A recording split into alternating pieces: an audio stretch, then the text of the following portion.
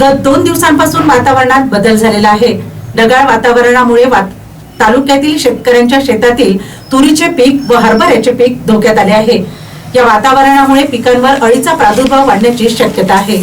नुकताच निवडणुकीच्या माध्यमातून लोकशाहीचा उत्सव साजरा झाला। गत 1 महिन्यांपासून प्रशासनासह शेतकरी व मतदार सर्व लोकशाहीच्या महोत्सवात सहभागी होत असल्यामुळे व्यस्त होते। या दरम्यान शेतकऱ्यांना शेती कामासाठी मजूर मिळाले नाही। शेतकऱ्यांना शेतातील कामे करण्यासाठी स्वतःच पुढाकार घ्यावा लागला। कुटुंबासह शेतीवर जाऊन निंदन खुरपण तर सोयाबीन कापणीचे कामही करावे लागले।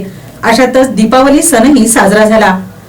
मात्र शेतकऱ्यांनी शेतकामासाठी मजूर मिळत नसल्याने शेतकऱ्यांची शेती कामे थांबली होती।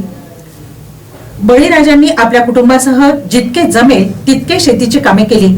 मात्र मोठ्या प्रमाणात ती कामे तशीच राहिली। तर गेल्या 2 दिवसांपासून वातावरणामध्ये अचानक बदल होऊन ढगाळी वातावरण निर्माण झाले। याचा फटका बळीराजाच्या शेतातील तूर हरभऱ्याच्या पिकावर बसणार आहे। अशा वातावरणामुळे या पिकांवर अळीचा प्रादुर्भाव वाढण्याची शक्यता नाकारता येत नाही। त्यामुळे शेतकऱ्यांचे उत्पादन घटण्याची शक्यता व्यक्त केली जात आहे।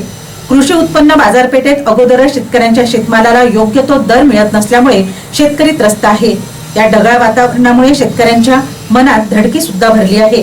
शेतपिकांचे उत्पादन जर घटले तर शेती करण्यासाठी विविध बँकांसह सावकारी कर्ज कसे फेडावे, आपल्या परिवारासह शेतकऱ्यांवर अवलंबून असणाऱ्या शेतकरी मजूर यांना कसं सांभाळावे, अशा चिंतेत शेतकरी सापडलाय।